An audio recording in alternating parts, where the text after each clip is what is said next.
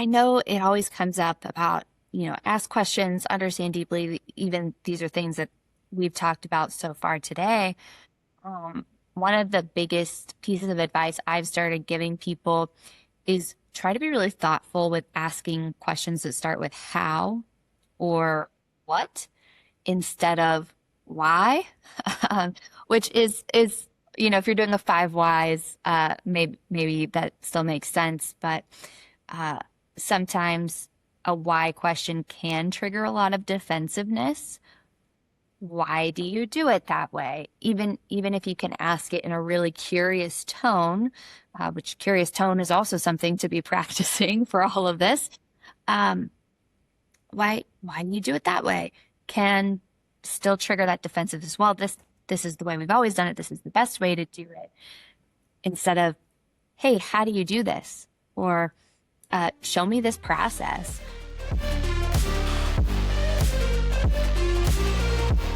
Today's conversation is with Rebecca Woods. She is a director of PMO with Tire Rack and someone who I've met in person twice now. She is absolutely awesome. We talk a lot about problem solving and what it takes to be a good problem solver, which does include also being a problem finder. This was a really good conversation because it did focus on main tenets of project management. You have to be organized, you have to understand the business, understand the customer, but then it also really focused on some of those soft skills or some of the things that really you might not be able to be taught. When it comes to problem solving, Rebecca really focused on knowing the organization, knowing the customer that you're serving and why this project is even happening. What is the goal? And making sure that we are keeping people focused on that goal as things throughout the organization and throughout the project change. Rebecca used an example that I think is extremely relatable. And it comes down to an acquisition and two companies trying to come together, make systems talk to each other, and how are they going to do that in the best way? Rebecca had mentioned that they were speaking the same words, but when it came down to it, they were talking about two different things. And if they had gotten down that path far enough, that would change technical designs. That would bring everyone back to the table. And it really came down to Rebecca asking what is kind of a simple question of what do we mean here? What do you mean when you say this? And I think that is a underrated trait and an underrated skill of a project manager, of someone who is in the business of providing a solution to a problem. It takes understanding your customer, knowing what that North Star is, and also being curious enough to understand, is this the best way to solve this problem? Is this the best way to deliver this project? Is this the best time to deliver this project? I think all of those things here and how Rebecca describes them are really, really important to project managers. Another thing we talked about is understanding and providing options, which is going to be more around potentially that problem finding mindset. So within a project itself, you are delivering it. You are trying to solve that problem. But there also comes a time when maybe you are finding problems and finding ways to improve on things that maybe they've always done it this way. But should we be doing it? Should we be fixing it? Is it a matter of efficiency or is it a matter of secret sauce? One of the things I really enjoyed Rebecca bringing up. In any scenario here, it is really important for project managers to provide options regardless of what type of work it is. So is it pausing a project? Is it bringing a new project in? Is it changing the scope, changing the requirements? And it's really important for a project manager to understand what the end goal is so that way they can provide those good, better, best options. One of the things we talked about too is knowing your stakeholders. Who is evaluating those options and what do they actually care about in order to make that decision? Overall, I think this conversation is going to be so beneficial to so many project managers at any point in their career. Rebecca really is someone to look up to. In just a short couple of years, she went from an IT project manager to a director of PMO. She has a ton of knowledge and so much to share. With that said, I hope you enjoy today's conversation. Today, I am joined by Rebecca Woods, a project management leader whose career includes mathematics, IT project management, and leading a PMO. She started her career as an IT project manager and quickly advanced to the director level in just 5 years. A journey largely driven by her strength in problem solving and her ability to take a thoughtful, methodical approach to complex challenges. Rebecca is also PMI PMO CP certified and has experience supporting teams across IT project management, portfolio management, and even procurement. She's passionate about driving efficiency and fostering collaboration with a focus on delivering impactful results and creating environments where teams can thrive.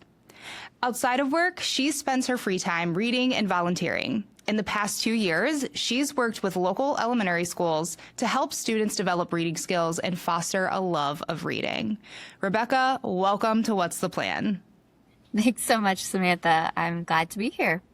We are so happy to have you. So excited for this conversation today.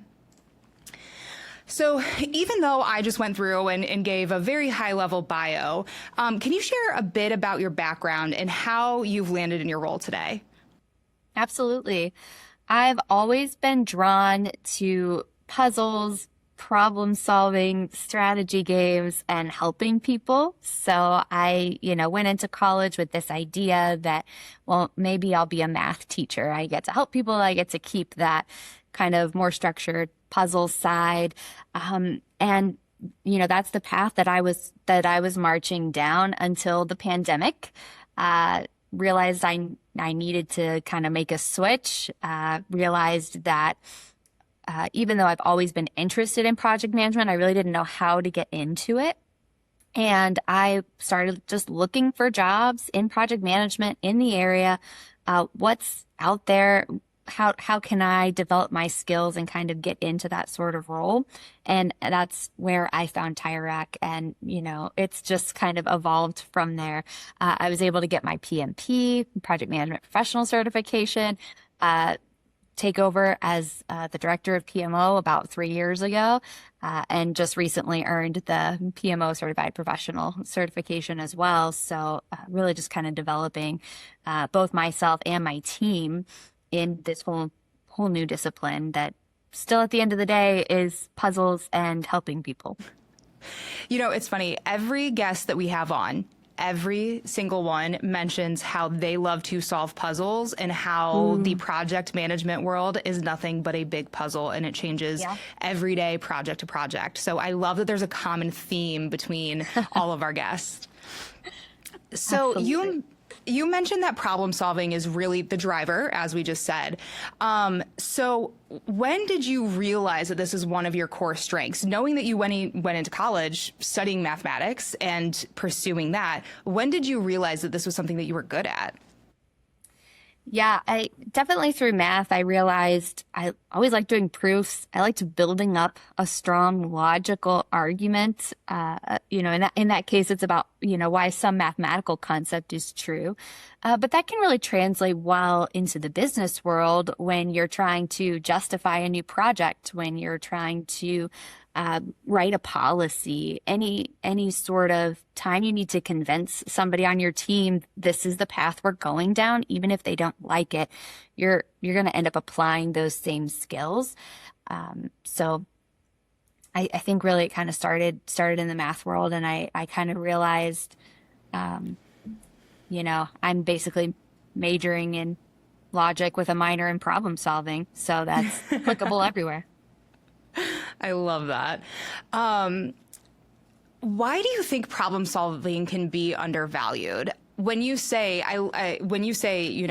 you love building the case for solving that equation, and honestly, when you say that, all I can think about is long division and how if you made me do long division today, I don't even know where I would start, which is sad. We'll talk about that later. But why do you think problem solving can be so undervalued today, even though it's one of the most important things, especially as in business, problems get more complex?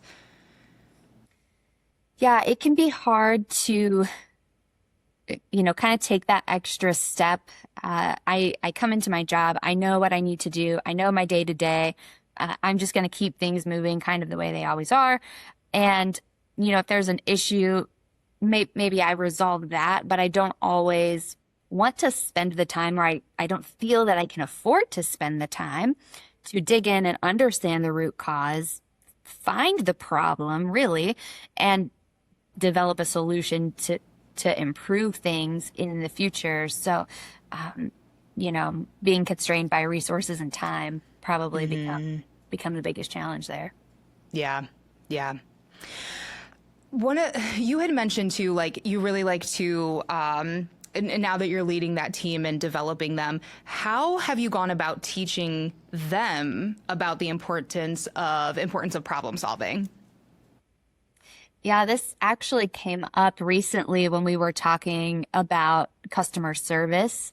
Not that our PMO is working with external customers of TireRack, but we as an IT PMO serve our business customers, our internal stakeholders. They are the customers of the PMO service. And sometimes they'll come to us with an idea. They'll say, we need to do this, but that's maybe not the right solution for them. What we really need to do is understand their problem deeply so that we can help them in the best possible way. Yeah. One of the things that I have always said, working with customers here at ProSymmetry, is the customer may not always be right in terms of what they want, what they think the solution to be, but the problem is real. So let's think about the problem. Let's think about how it could apply to all of our customers and all of our users, and what is the best course of action. That is one thing that I try to instill in my team in terms of, what may seem small to us or what may seem, like a really big complex problem to solve. We kind of have to take that step back and understand, it's not necessarily what they want. It's going to be, how can we make sure we're doing this in the best way? I completely understand that. So I think this is knowing that, especially because you have internal customers, how do you know if you are solving the right problem versus just reacting to the most visible one? And this really comes back to, having constrained resources and time. You cannot be putting out all the fires. So how can you tell the difference between the two? Yeah, sometimes you don't. But, obviously taking the time to understand something very deeply is going to help a lot with that. And then kind of like what you had just said, you want to be able to solve the problem the best or at least good enough. So one thing that we'll talk about too is, presenting options back to those requesters in that good, better, best sort of framework where we're giving you 3 options. We could solve this the best possible way in the world, but maybe that costs you a lot of time, a lot of money. Is the ROI truly there? Sometimes you need, in our case, your customer or the business to tell you the answers to those questions. But here are some alternatives that may be lower lift that still will help improve your quality of life, if you will, make the process better for the teams involved. I like that you bring up, like you said, we will be talking about the options later, but the good, better, best, and what is going to be good enough, and what's going to have that highest ROI. I think sometimes we all can get so focused on, well, if we're going to solve this problem, like, let's do it the right way. Well, what is the right way? Because there could be many ways to do this. And sometimes the right way is doing it the most efficiently, solving it as best as you can. So I like that you bring up those different tiers, and I know that we'll talk about that later. So knowing that there's those different options and knowing that sometimes you can't know the difference, what should project managers get clear on before they really dive into the solutioning part of problem solving? Yeah, understanding constraints, understanding the things that aren't being said can be really helpful. It's easy to have a shared vocabulary and not necessarily have a shared understanding. So we could talk about, well, the budget is inflexible or the deadline's a hard deadline. And perhaps if you, push on that a little bit, you'll find out that's maybe not true. The same way, somebody may come, oh, we have to have XYZ. Do you really need that feature? Or is that just, kind of your requester's idea of that's what would solve my problem? Maybe you can suggest alternatives to the problem if you understand truly what the problem is. And you only get there by asking a lot of questions, even those really basic questions that may feel like they're stupid questions, may feel like you're repeating yourself, but double checking for that understanding can go a long way. There's a concept in the product marketing world where you should always ask why. And you should ask why 3 different times. And the answer has to change each time to really understand, in my example, bringing a specific feature to the market or enhancing a certain feature or doing something like that. You need to go 3 levels deep of why to really understand what the benefit is. And sometimes that will catch us ahead of time before we get really deep to say, wait a second, to your point, is this just an idea that they have? Is this actually going to be valuable long term, or is this just a pain that they have right now because it's one thing that happened and they're going to forget about it later, but it's really important right now? So in the product marketing world, we have that 3 levels of why in order to get really where you need to be. And not a lot of people like that. Those basic questions, those constant asking and reframing questions, that can honestly frustrate a lot of those clients, whether they're internal or external. But it really helps everyone align and get on that same page and speak that same language to really understand what's going on here. Yeah, and even to take, ideas from agile project management, which, we don't run a full agile shop here, but something from that mindset of creating a short feedback loop is really important too. And I think you can do this even in a waterfalls or traditional project management environment, getting in front of people early and often, sharing, here's what I think you said, or, here's what our plan is so far, can help, catch things and course correct early in the process if you aren't getting those whys, or maybe that people you're working with aren't able to based on their time, or just because they're kind of resistant to sharing more of their information. Yeah. Can you give us an example of a problem that you were trying to solve and how you got clear on those requirements ahead of time? Yeah, I can think of a few different examples. Discount Tire acquired Tire Rack a few years back, the end of 2021, and I was one of the first project managers really to be working through some integration projects. Here, we've gone through this acquisition. We're trying to work together. Honestly, we built up all sorts of PMO processes, and it was great to see with a very mature enterprise PMO at Discount Tire, even though we may have some different language, we're really doing the same core principles. So we're already kind of on the same page before we even started working together. These things that were developed totally separate from each other. So now we're, into the project. We're trying to bring some technical folks together, and I think we were in a room together. People from both sides of the company talking about a PO number. And they're both technical people on both sides are just talking about this PO number. And something wasn't clicking for me in the process. How are we going to share some of this information back and forth between the companies, about internal customer orders? And I just had to stop them and ask one more time. Just simple, explain to me like I know nothing. What's the PO? So, one person starts talking, all of a sudden the other side, I see a face and they go, we actually mean something different than what you just said.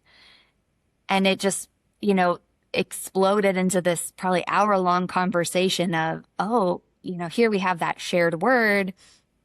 We're not using it the same. And I think if I hadn't been brave enough to speak up and ask that question, what technical designs would have come back that everyone thought, this is the same thing. We're just going to pass this number back and forth between systems. We would have found that bug way down the road. I love that you say that. I do think a lot of people are too nervous to ask that question that seems so simple, and it seems so easy for someone to respond with like, how do you not know what that is? Like, how did you get here and not know what that is? And that's not the point. I can guess what that is. I know what that is in my organization, but I need you to explain to me what we're talking about here. I need to know why we're talking about it and what is going on. And I love that you bring that up, that it is, you have to be brave enough to ask those questions, because you may get so far down the project and then be like, hold on, like, what are we doing here? And at that point, talking about resource constraints and time constraints and, you know, all of the money that's going to go into this, that's a huge deal. And it could have all been solved by just asking one seemingly basic question. Absolutely. I'm glad that you really brought that up. Mm-hmm.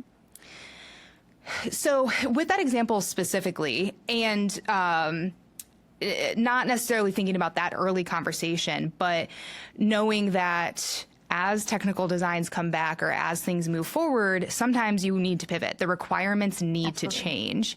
So can you kind of walk us through, you know, what happens when you realize that, okay, this is not going to work like we thought it was, whether it is because of people driven, the questions weren't being asked, or because of the technology or the physical resources that you're using to solve this problem?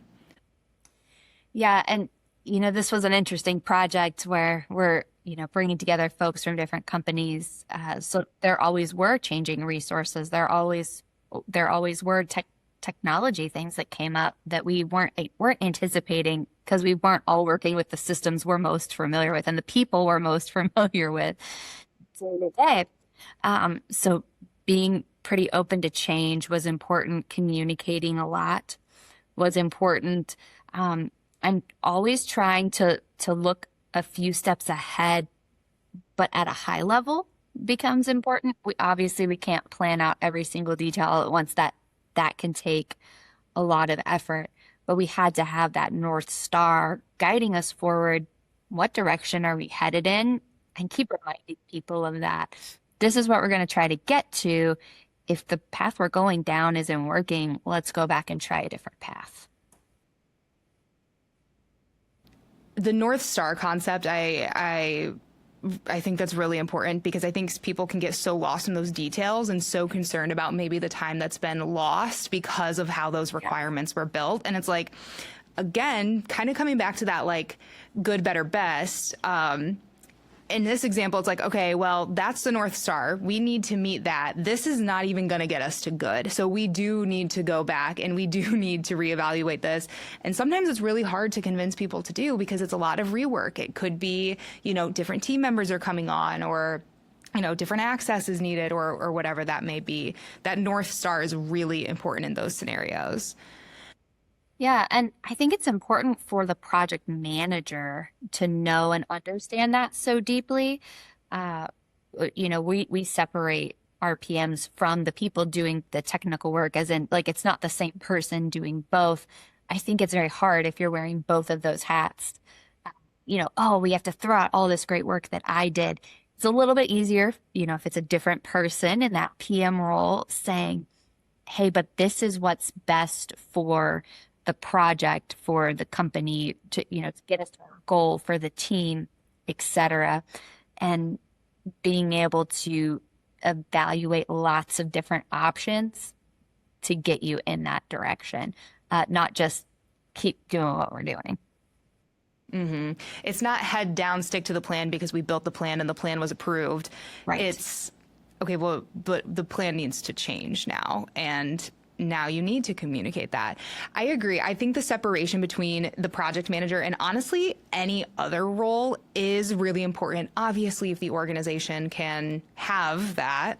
But I do think that's really important, because you're right. The project manager needs to stay more high level, like, yes, in the details, but more high level enough to keep the direction and keep the momentum and catch those mistakes, or catch those, I don't even want to say mistakes, but things that need to change. Whereas someone who is actually executing on the work, they need to be focused on executing on the work, because now you're talking about timelines, you're talking about costs, you're talking about all these other things. And if they're concerned about both in both macro and micro ways, that is very overwhelming for one person. And that's not going to be good for the project overall. Yeah. So I want to start talking a little bit more about decision making and how, in the example that you provided, it's not as simple as yes or no. You had to get creative and you had to understand all of these different nuances. So we can't think in that black and white way of thinking anymore. So what does better like decision making framing look like in practice? Yeah. We work with a lot of really smart people where, you present them with one option. The first thing they're going to do is start poking holes in it or, poking at it to see what might break. That's really great when you're trying to collaborate together and build something up. But one thing I've noticed is if you only go in with the one option, it can feel like you sometimes didn't do enough. But if instead I can bring forward, here's my top 3 options, here's, these other 6 things we considered, but we're able to rule out really quickly because X, Y, Z, back to the math concept, show your work. This is what we tried. This is our top recommendation. Those people that really like to, be part of the process, to understand all the background that went into the recommendation are satisfied really quickly, and it enables them to make a better decision or even to make decisions faster because they're trusting that the people that brought this to them have done all of that legwork and they feel a lot safer to just choose right then and there. For a project manager who may be first starting out and may not feel as confident about presenting those options because they do feel like a one option is what they should be doing, what would you tell them? What, both maybe soft skills and hard skills, if you would, what should they be trying to get to? Yeah, I mean, you're still trying to, with the North Star, get to your main goals and objectives. So anything you can do to tie it back to the business goal, the project goal, and objectives is something to, write down on paper. Even if you truly think, well, it's really a yes or no question, even just starting to frame those out, here's the budget if we say yes, here's the budget if we say no. Here's the pros and the cons to this decision. Bulleting out a few ideas, really to get it on paper is going to be the best way forward. And, sometimes to be a good leader, it makes sense to push the boundaries a little bit and throw in that one really crazy idea. Like, even if all it does is plant the seed for future change, hey, this may not be a thing right now, but someday would we ever consider going down this path? Maybe testing the boundary like that every now and again in a, respectful way does make sense. I think too, that's one of the things that I love doing when we get to kind of sit back and talk about like product feedback from our customers or what the market is doing. I love to throw things out there because I do think it's, one, it's good. Like when you are, whether it's more of a traditional project or it's a product or something of that nature, it can seem very straightforward or very yes or no, but like when you get creative, you also spark everyone else, and it kind of helps everyone, like I said, everyone think a little bit deeper. But also personally, like I'm a creative person. That is where I can shine when I work in a more corporate-y, businessy world. That's where the creativity gets to come out. And I think it's really important to bring that to work too. And like you said, learn how to present it, learn when it's right to do so. But if we're talking, what people should be doing and why should they be doing it, it's also like, and personally, it's kind of fun. It's kind of fun to be like, hey, weird, but what if we did this instead? It gets you thinking a little bit. Yeah, and even sometimes just asking the question, like, what if we just stopped this project rather than yes, no on a specific change? Like, is it big enough? Is now even the right time? What if we just stopped the project as an option too?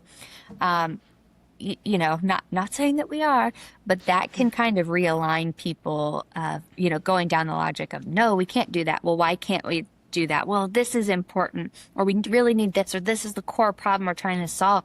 You may be able to get those three whys from somebody right Yeah. then and there, that now you have a lot more context to move forward, and reassure them, of course, we still have the resources, we still have the budget, we can still do your project.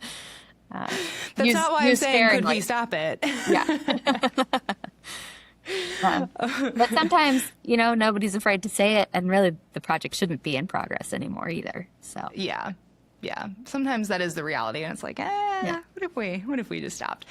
Yeah. As a director of PMO, encouraging people to start finding the problem. So now we're not even talking about the problems that other people are bringing us, but the problems that could be existing out there. How are you instructing your team, and how are you empowering them to go out and now find problems to solve rather than reacting to ones that are coming in? I feel like that's just as important when it comes to the problem solving equation. It's not always, hey, let me do this for you, let me solve this for you. It's also, hey, I notice this process is not great, and what happens if we do fix it? Yeah. And it's important to the longevity of our PMO on the level of, these business customers end up being our pipeline to future work. So maybe they continue to bring us their requests, but some of them will also appreciate, hey, I heard you mention this other issue. That's not part of this project. Let's, protect our scope with what we're doing here. But can we have a conversation about that? Is there something more there that I can do to help? Right now, we have a big initiative to actually kind of do this with a lot of our business leaders to look at continuous improvement opportunities across the organization. And part of that is, the continuous improvement projects are the ones that tend to fall to the bottom of the portfolio. And at some point, if business as usual, keep the lights on, stuff keeps taking priority, some of these things don't get done, or they stop being brought up. So we're making a really focused effort to go back and, hey, what else could we do to help to keep, our customers, to continue having work for, our teams, to help the business be the best that they possibly can be. But it sometimes takes, registering that, hey, there's more here, and somebody should go dig into that. Maybe you're not always the right person, or it's not always the right time, but tell somebody about it, share that information. Yeah. And I also think, too, it can help the PMO be the perception of the PMO, where it's a more strategic function. It's not an order taker. It's not someone who's going to ask you a billion questions before anything gets done. It's going to be a more strategic function that is trying to make your life better in whatever way that is.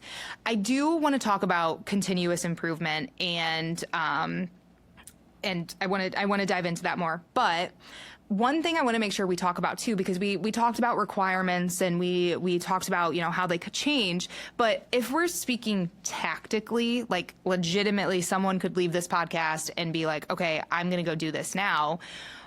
What are the things that they know to do? So what is typical for requirements? But also, what are the things that they should leave here knowing, okay, I need to add this in? What are the things that they're missing? Yeah, I know it always comes up about, ask questions, understand deeply. Even these are things that we've talked about so far today.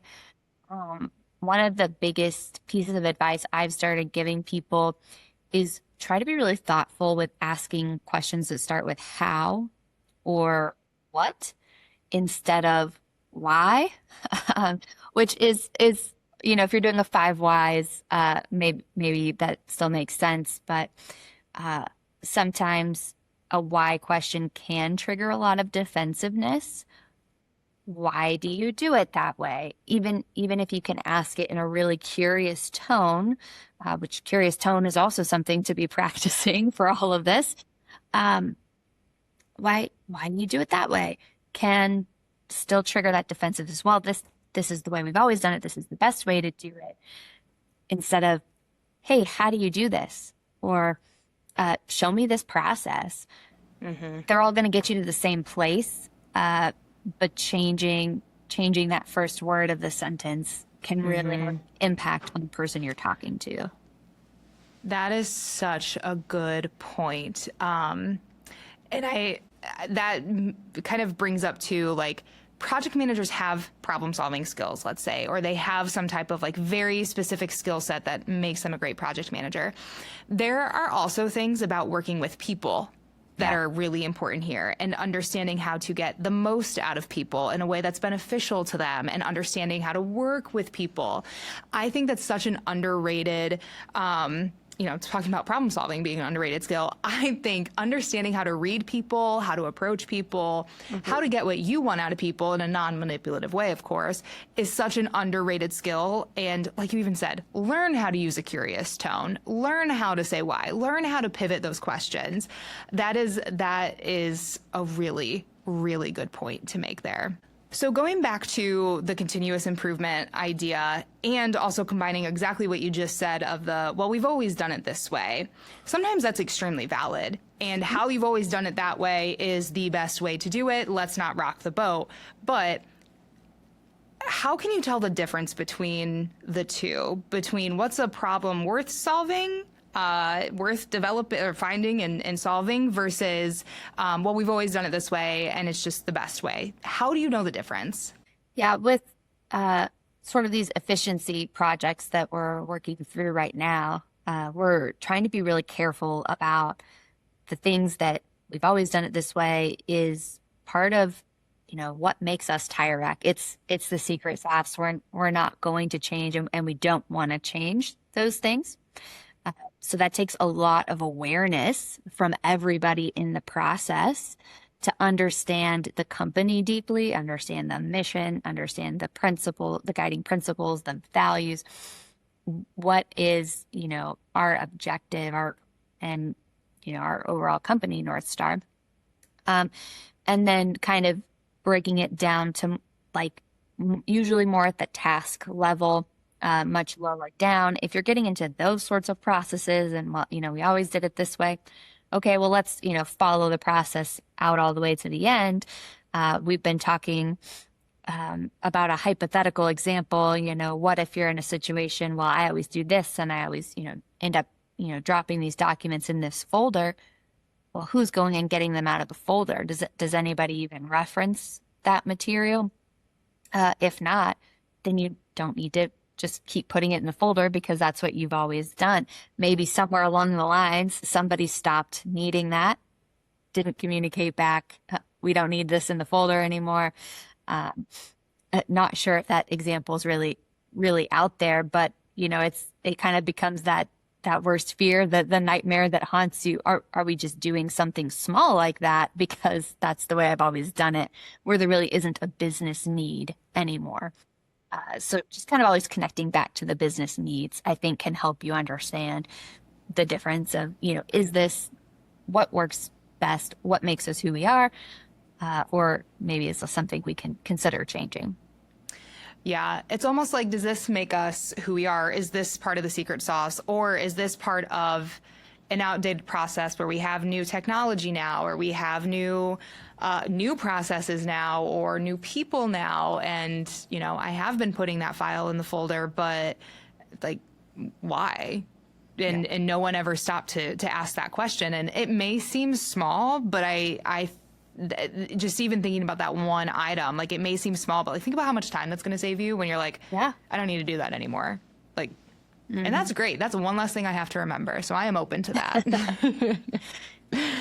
Yeah. And sometimes sometimes the small things are really kind of what adds up over time, that can you feel time constrained, make a process seem more inefficient. Even just, small tweaks in your own personal behavior can have a big impact on, your role, your career as well. Yeah.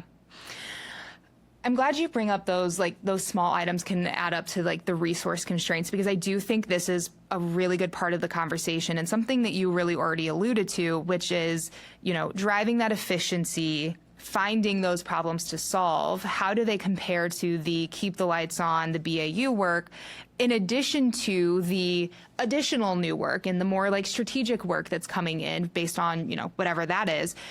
How do you decide, or I guess, what role does the resource constraints come into play when you're thinking about those three types of projects or those three types of work there, knowing that you don't have all the money in the world, you don't have all the time in the world, you don't have all the skills in the world. So how do those things apply when you're considering those? Yeah, one of the big questions we always, get from our leadership is, especially planning for an upcoming year, where are you going to spend your time? What are the big projects? What are the top projects? What is the budget going to look like? And we just kind of went through a process recently to implement resource management software with ProSymmetry, of course. And that's been really helpful, to have software and tooling to explain these things. But even before, we were always able to get to those top things, the big ideas. What we're realizing, some of the small stuff really kind of adds up over time that you kind of almost don't realize you sort of can ignore day to day. Then you kind of get to the end of the year going, man, we had this kind of medium-sized project we didn't get to because so many small things came up throughout the year. Obviously, our big top priority stuff, that was on everybody's radar. That was on everybody's mind. Everyone knew where it was throughout the year, and we made it happen. But there can be things that slip through the gaps if we're not, reporting on that, aligned with our priorities. Being an IT team, unexpected things always come up. Something breaks, you've got to move the budget around. You've got to move the time around to go fix the thing you didn't think you needed to replace for 2 more years. That just happens. Even just a big opportunity comes up in the business, and hey, we want to try to be, first to market in this, that we've got to, refunnel all these resources to have, that kind of organizational agility to get where we need to go. So definitely resources are going to play a big role, and it's something we're talking about more and more with our executive team. Here's your IT resource constraint of over the whole IT resource pool. Mm-hmm. Mm-hmm. Selfishly, it makes me happy to hear that is a larger conversation with the executives, because I think for so long, project management offices and organizations have just thought, okay, well, if we throw enough money at the problem, then it goes away, or then we're able to do it. Sure, but if you don't have the available people and the people with the right skills, and the work that they're doing isn't aligned, like, everyone's just doing busy work at this point. The things that need to get done aren't getting done, even the keep the lights on work. And it's all just kind of like one big, like, we know that they're doing things, but we don't know what they're doing. And also, why hasn't this happened yet? There's a lot of questions that come out of that. So I'm really happy to hear that your leadership team is really taking those resources into consideration when doing that annual planning. I think that is really, really important. And also for the continuous improvement side of the house. Mm-hmm. Thinking about different platforms out there and how over the years they evolve and they change. And that might mean that someone's skills today needs to be these skills in 3 years from now. Are they taking the time to actually learn those skills? Do they want to learn those skills? There's a lot more that goes into that I don't want to say it's hard by any means. It takes work. And honestly, it's yet another problem to solve.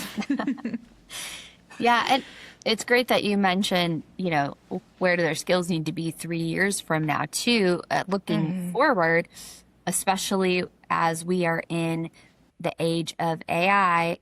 The world is changing so quickly that if you as a person want to stay relevant, you're going to have to be adapting and changing your skills quickly. So are you looking at all the possible futures of where the business and where you see yourself in the next 3 years? Are you preparing towards one of those possible outcomes and just trying to make yourself unevolved and relevant person in that new world that none of us really know where we're going to end up at this point. Yeah. I think that that is very, very important. And I think that also comes down to, having an organization who you mentioned, like there's like a company's North Star. Then there's like, okay, this project or portfolio program over here, that North Star, the North Star for this initiative or the strategic item here. And understanding that that's being communicated to everyone as well. So that way people are making sure, taking the initiative to do those things and to upskill or to get interested in whatever AI over here or over there. And so it's a lot of communication that has to happen, both of what's happening today, what's happening tomorrow, but also where do we want to be in the future and how are we going to get there? And I think that also leads to a lot of buy-in, especially when it's, yes, new work and new market things that you need to be doing, but also, going back to the keep the lights on or the continuous improvement work, things evolve and you need to make sure that you're doing it with them. So I think it just really comes back to that. Okay, so I think my last question is talking about those different options, the good, better, best. Now, I'm sure that this is going to vary based on what models you are providing, but what would you say needs to be included in those trade-offs, in those here are your options? What are some of the most important information that is included in those when you're presenting them? Yeah, it's, also good to know your decision makers and what's important to them. If you're presenting up to an executive group that includes your CFO, you're probably going to make sure the budget is front and center because, as that's what you'll get asked. Of course, cost and, resource time is probably important for everyone to understand. But if you're, talking to somebody that's, really been adamant about, this is the solution, this is the way to go, then part of your examples may need to be, this is a slightly different solution, and this is the benefit that it will provide you. And really just being clear about the benefit, the problem that you're trying to solve. Maybe it's, hey, we could do this good solution for now with, us requesting more resources for that best solution in a few years, kind of a short-term, long-term situation. It really is going to pay to know your stakeholders, almost kind of do that expectations audit before you go in. What are they going to ask? What are they expecting to see? And be proactive about answering those questions up front.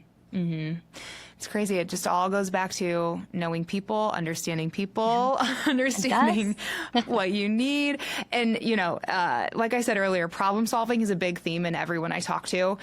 And then when we start talking about reporting or understanding trade-offs or these things, the other common theme is you need to know the person that you are presenting to, that you're giving information to. What is the best way that they are going to receive it, and what do they care about? They care about the success of the company, but the CFO is going to care about the money, if you will. They're not necessarily going to care about like, well, this person has this skill and we need to upskill them. They're like, okay, do it. I just care about this over here.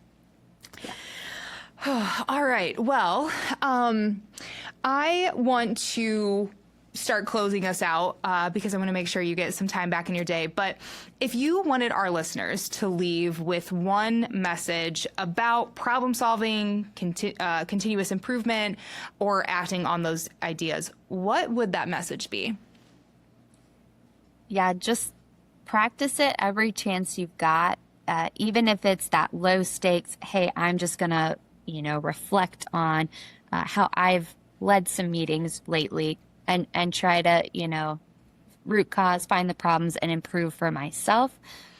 Start with something. If you wait until you're perfect, you're never going to get started. You're never going to make any progress. And it's always going to be progress over perfection. Yes, that is something I have to remember for myself often. Okay, so Rebecca, I like to close every episode with the same question. So whether it is professional life, personal life, whatever that may be, Rebecca, what is your plan? So I really love to be able to share my knowledge with other people. It's been so great talking with you today, Samantha. And one of my dreams is to be a speaker at the PMI Global Conference. So I'm working towards that, presenting at different conferences, looking for other opportunities like this, and just trying to see how I can continue to help empower other people in the project management community and get my message out there. Yeah. Well, you put it out in the world. We're going to make it happen. We're going to see what we can do. I promise you, because this conversation was awesome. And I think this is, there's a lot of conversation about processes and methodology, but there's also a lot of conversation that needs to be happening around the mindset of a project manager and, what are some of those soft skills, if you will, that they need in order to be successful. Okay, Rebecca, because you want to be a speaker, because you want to be out there, where can people find you and follow you? The best place is going to be on LinkedIn. You can connect with me, Rebecca Woods. Awesome. We'll make sure to link that in the show notes too, so that way it's right in the description. Perfect. Thank you. Awesome. Well, thank you, Rebecca. It's such a great conversation, and we'll talk soon. Sounds great.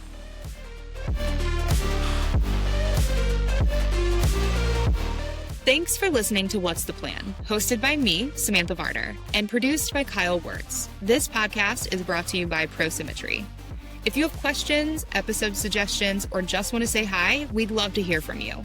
Email us anytime at what'stheplanpod@prosymmetry.com. Until next time, thanks for tuning in, and we'll talk to you soon.